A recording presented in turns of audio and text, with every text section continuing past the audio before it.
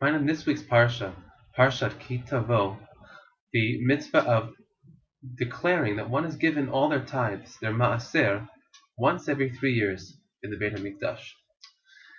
Now, much of it is very easy to understand. This person is simply coming and declaring in the Beit HaMikdash that he has given all his tithes, all the tithes that he was meant to give. However, there's a really, really odd request that the person is making of Hashem. And that is, Hashkifa mima'on kodshecha min hashamayim, that gaze down from your holy abode from the heavens. Uvarech et amcha et Yisrael, and bless your nation Israel. Ve'et hadama asher natata lanu, and also the land that you have given us. Kasher nishbata la'avotenu, as that you have promised to our forefathers, Eretz zavach chalav udvash, a land that is flowing with milk and honey. And this person is asking Hashem to gaze down upon us and thus bless us. Through that gazing, through seeing ultimately our actions and looking at us, Hashem, we're asking Him to give us blessing, to give us abundance, to give us sustenance. Now, why is this such an odd request? The Meshilach explains that the language of lahashkif, to gaze, gazing at something specific as part of a greater whole, which means that this person is asking God not to just look at, not to look at the community, but rather to look at their own individual actions, judge him as an individual, which is something that's very odd. One of the benefits of davening in minyan, we know, the Gemara tells us in the tractate Brachot, that the tefillot of the community are never left totally unanswered. They're always heard.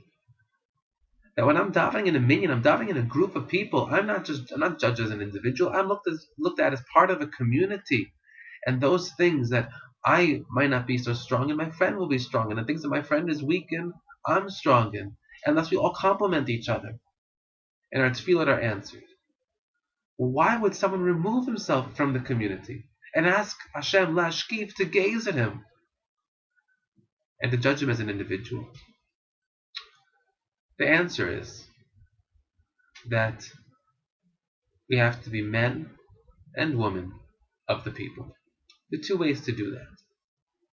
One way is to make yourself part of the collective, and the second way is to support the collective. Make yourself part of the collective. It's to be with the group, to be subsumed in the group. But the Meshilach explains, based on our Parsha, based on this pasuk, that there is an additional way to have our tefillot answered. And that is, if we want Hashem to look after us, we look after Hashem's people. We look after the people who are most needy.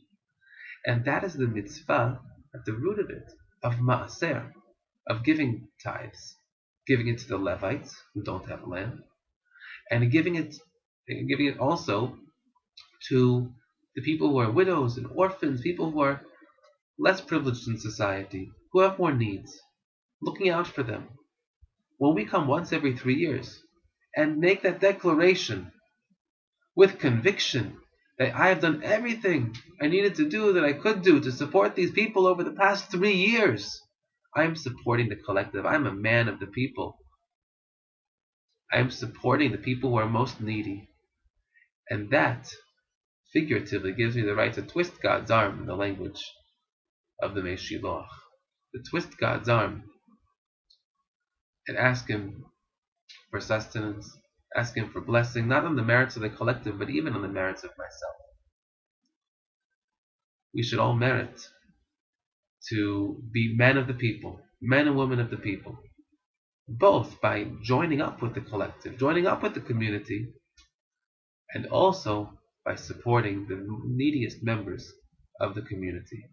That starts at home. It starts with the people who are closest to us. It doesn't finish there. It continues to the people who are outside our home, the people who don't even have a home. Whether it's widows, who are orphans, people who are in hard financial times, it's our obligation and our merit and our opportunity to make sure that we take care of God's people. When we take care of God's people, Hashem also takes care of us. Shabbat Shalom.